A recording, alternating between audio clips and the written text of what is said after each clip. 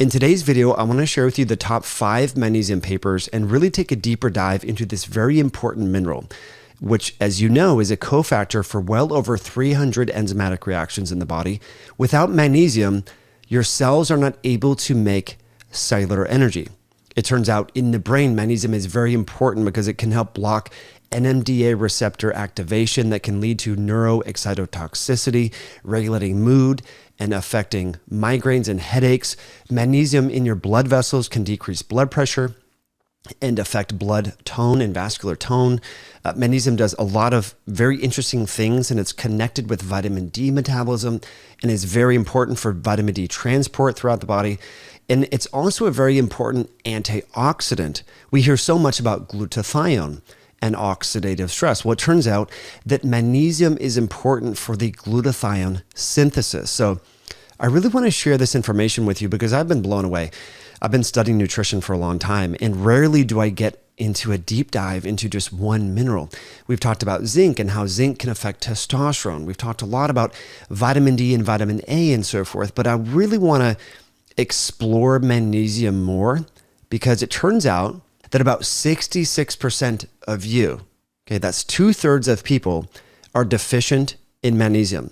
And it's so important for blood sugar control, for cellular energy production, for blood pressure regulation, for synthesis of neurotransmitters, for regulation of vitamin D, for synthesizing antioxidants. We really need to understand this, understand the absorption, the magnesium timing, different forms, and what the research shows. These are not journals that I'm going to share with you today that are like low impact journals.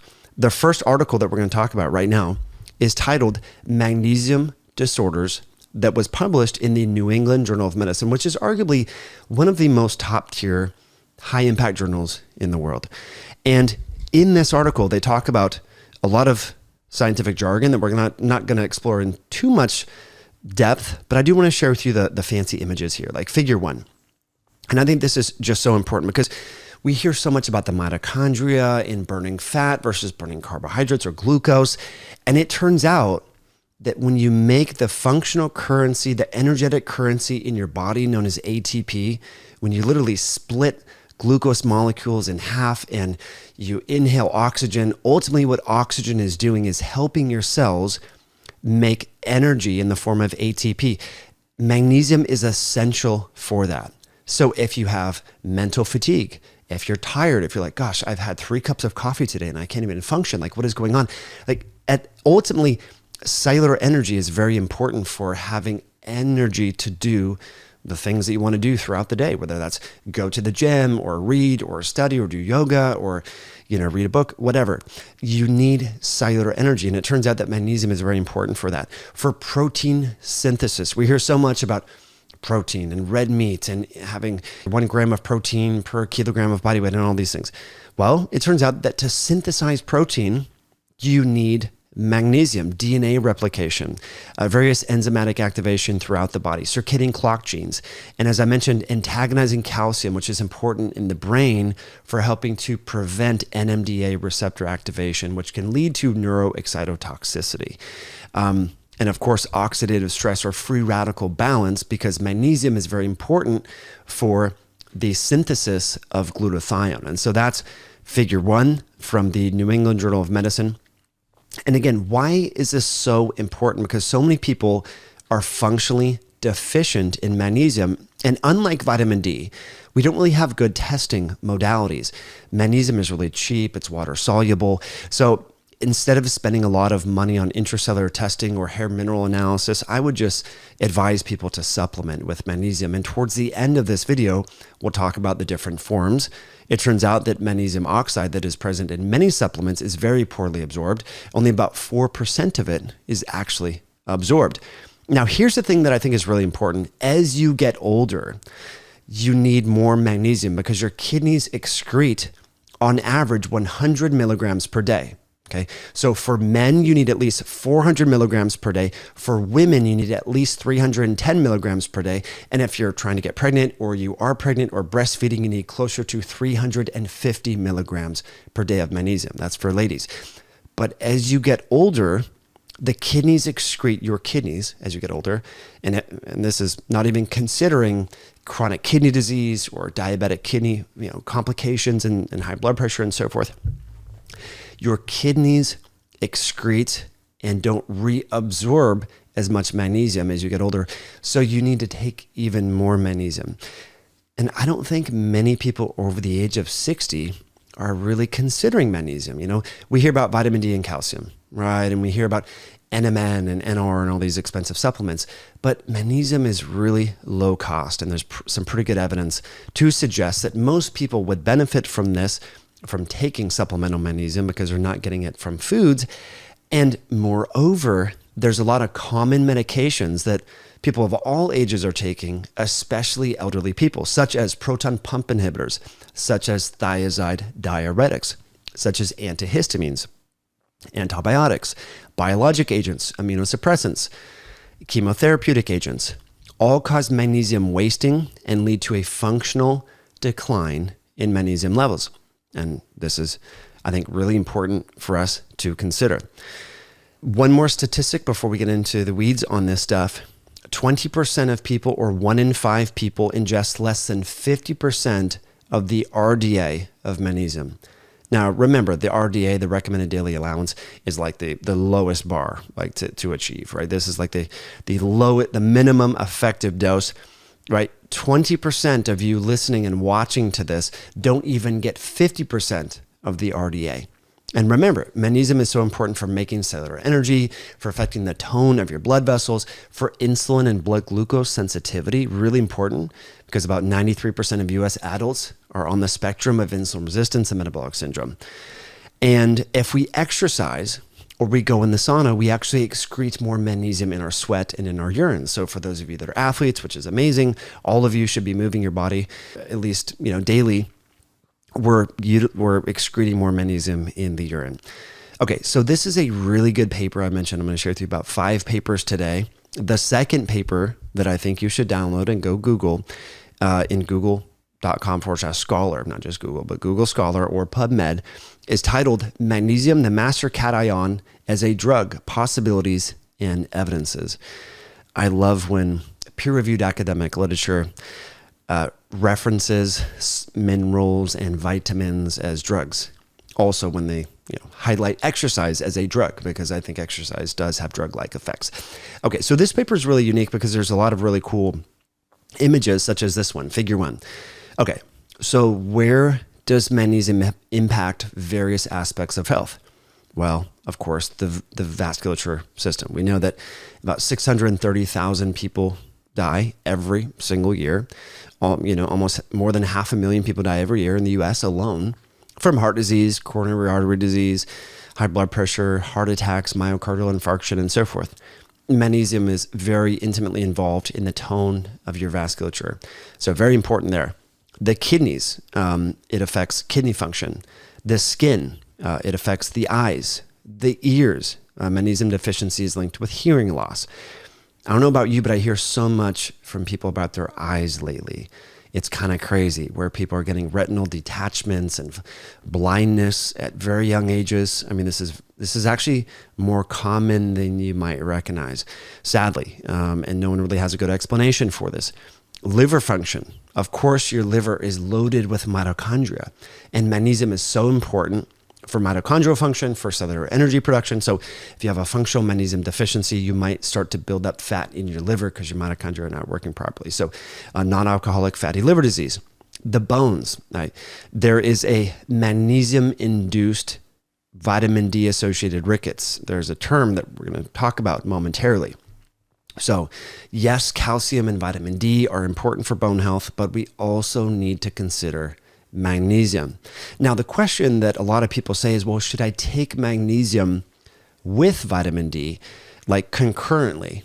It's not, I don't think it needs to be taken at the exact same time. I just think you should consistently ingest magnesium, whether it's in the morning or at night. Just make sure that you're taking it and you don't have a functional deficiency, so that when you take your vitamin D, you're able to affect vitamin D binding proteins and the conversion of 25 hydroxy vitamin D to 125 dihydroxy vitamin D. So magnesium is very important, as you'll learn shortly, in vitamin D metabolism and transport throughout the body. Okay, for women, PMS related issues, there's good research for women that magnesium supplementation, in particular magnesium acetyltaurate, is good for PMS, preeclampsia. There's good research there. We can't talk enough about muscle cramps. People have issues with cramping, and salt gets a lot of attention lately for a ergogenic aid around exercise, but magnesium is really important for the muscles as well. It turns out that magnesium malate might be more specific to improving muscle function, blood sugar control, diabetes, insulin resistance, as we've been talking about, really important there. And of course, in the brain, preventing migraines, headaches, and affecting mood and even epileptic issues. So this paper goes into that. Now, going back to the New England Journal of Medicine article, I think this is a really nice figure for us to sort of see. We ingest magnesium. We should be having, as I mentioned, men north of 400 milligrams per day, women north of 300 milligrams per day. And that absorption is variable based upon your gut health. Magnesium, it turns out, is absorbed in the distal part of the small intestine. So if you have small intestinal bacterial overgrowth or intestinal permeability, or you take non-steroidal, anti-inflammatory type drugs like ibuprofen and things like that. If you drink excessive amounts of alcohol, right? All these things, proton pump inhibitors, antacids, all these things affect the small intestine and the permeability and the health of the gut, which of course would then impact magnesium absorption. So that's important. Now, it turns out that about 60% of your total body magnesium is stored in your bone. So that's really, really interesting. Your kidneys are constantly reabsorbing and excreting magnesium. There's a huge, flux of this, and we actually pee out about 100 milligrams per day. So if you're like, about 20% of Americans that consume less than 200 milligrams per day, you're peeing out 100, which means you're only getting 100 milligrams. I mean, that's, remember the RDA for men is over 400. So again, this is just something that should be on your radar. We're going to talk about forms just in brief in case you don't make it to the end. My favorite forms are going to be magnesium bisglycinate chelate from Albion. This is raw material. There's all these companies out there, but look for the Albion. Magnesium acetyltaurinate. I really like this because it's actually probably better than magnesium L-threonate for getting into the brain. Magnesium malate is really affordable. It might be good for mitochondrial function, for muscle function.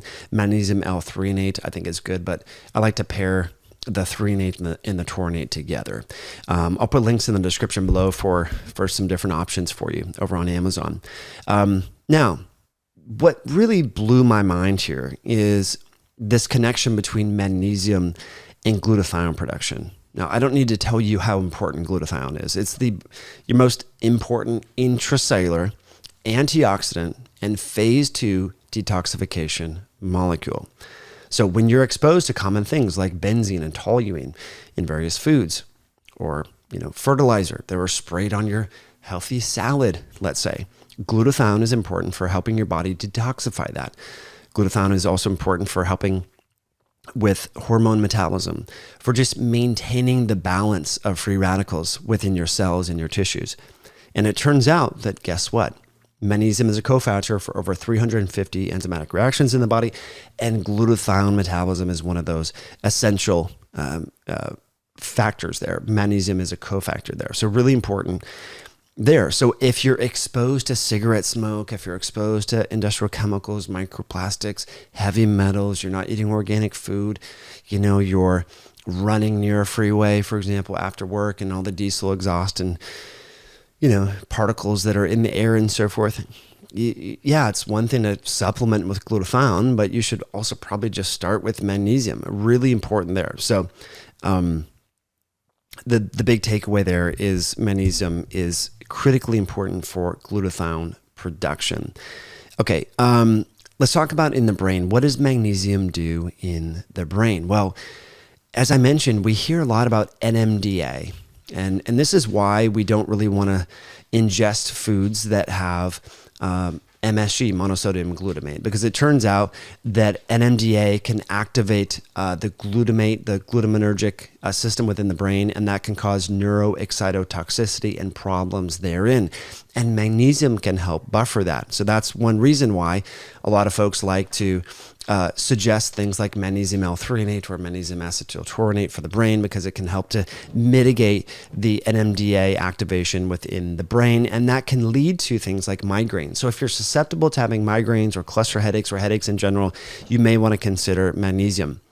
And so it can also help with vasodilation. And so this is important, obviously, for people that have high blood pressure, in peripheral blood flow related issues, but that are susceptible to migraines. Now, figure 3 does dive into this a little bit more about how magnesium can block calcium from causing this NMDA mediated neuroexcitotoxicity that can lead to complications in mood, brain function, cognitive health, and lead to headaches and beyond. So I think that's important there.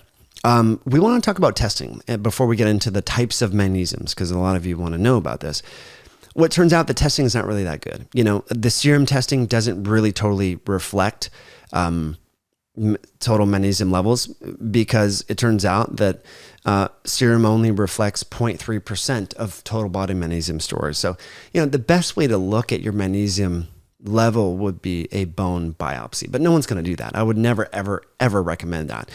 It would make a lot more sense just to supplement and spend $15 a month or $20 a month on a supplement. So not really good testing there. I mean, at LabCorp and Quest, they do offer a serum magnesium test. But here's the thing that I really want to focus on. This is table 1, the bioavailability of the different magnesium types out there.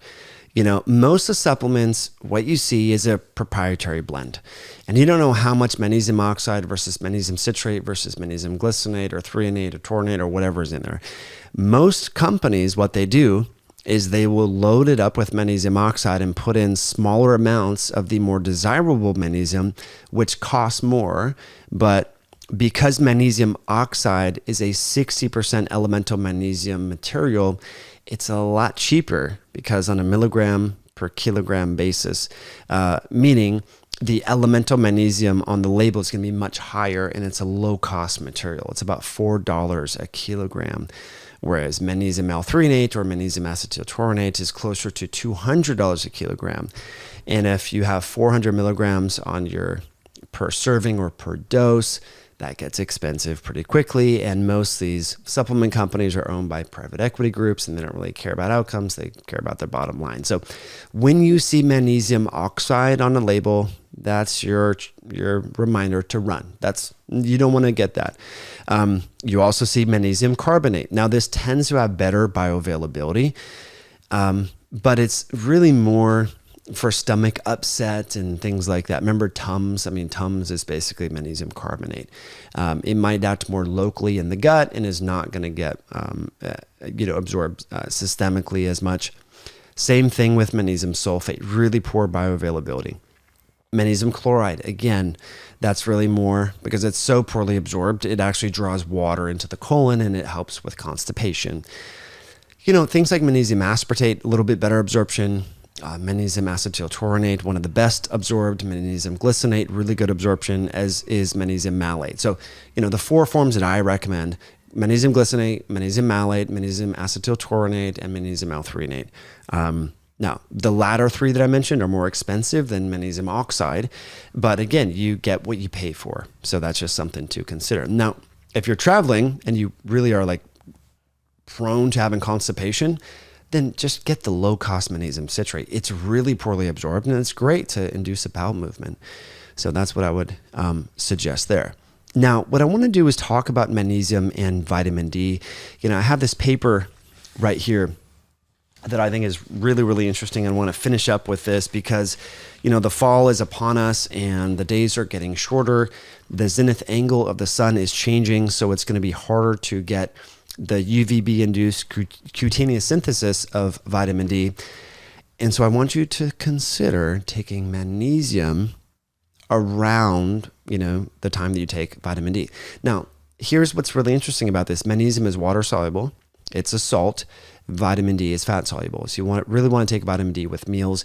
And I would suggest, taking vitamin D with dinner, taking magnesium before bedtime. That's kind of the protocol that I suggest to my clients.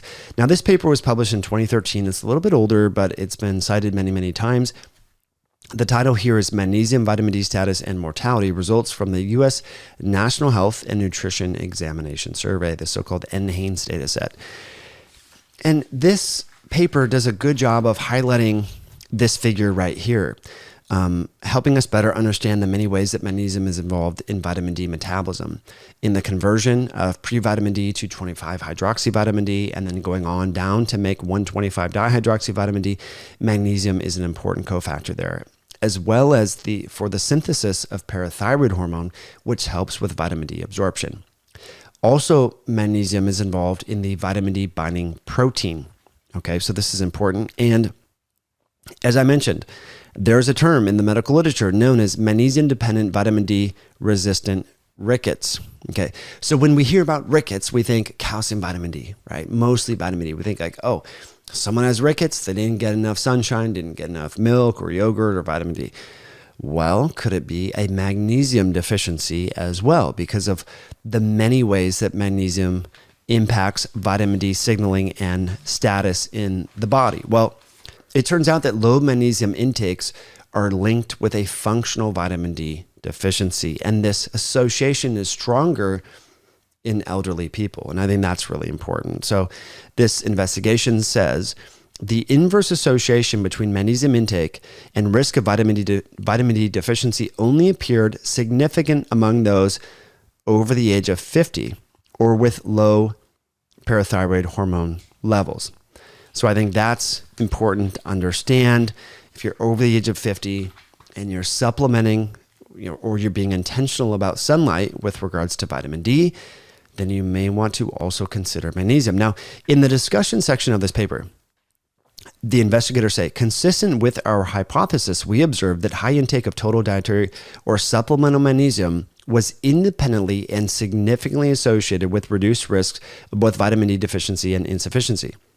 They go on to say that, to the best of our knowledge, this is the first study to examine the interaction between vitamin D and magnesium in association to mortality. And this is the first study to suggest a potential independent contribution of total magnesium intake and its interaction with vitamin D intake to vitamin D status in the general population. They say, based upon previous studies, magnesium status regulates both 1-alpha-hydroxylase, which is involved in vitamin D metabolism, and 24-hydroxylase activity. Previous studies indicate that both vitamin D binding protein and 1,25-hydroxylase might also be magnesium dependent. Therefore, magnesium should be expected to play an important role in vitamin D metabolism. They say, we found that the magnesium intake was also associated with reduced risk of vitamin D deficiency or insufficiency. And we believe this observation is a result of the interaction between various metabolic pathways that regulate 25-hydroxyvitamin D levels. Previous studies have shown that the endogenously synthesized vitamin D3 is transferred almost completely by vitamin D binding protein to the liver. Transport is slow, leading to a more sustained plasma vitamin D3 level compared to that from supplementation of vitamin D. There's a lot of different, studies that they highlight here and so forth, but they say that high magnesium may increase the availability of 1,25-hydroxyvitamin D levels, leading to the activation and synthesis of 25-hydroxyvitamin D, and helping to transfer vitamin D to target tissues. So the take home here is vitamin D and magnesium are impossible to disentangle. And we know how important vitamin D is for children, for anyone trying to prevent a cold and flu going into the fall. So we should consider magnesium as well. So now remember, vitamin D fat soluble, magnesium water soluble. You don't have to swallow them in the same capsule, right? You can take vitamin D with your dinner, and then before bed to enhance your sleep and so forth, you can take your magnesium, either in a capsule or a powder form. Again, for different ideas, I'll put links in the description below and pin some stuff in the comments over on Amazon. So what are your thoughts, my friends? Let me know what you thought of this video. If it was helpful, I will link all the articles that we talked about in the show notes, and we'll catch you on a future episode down the road.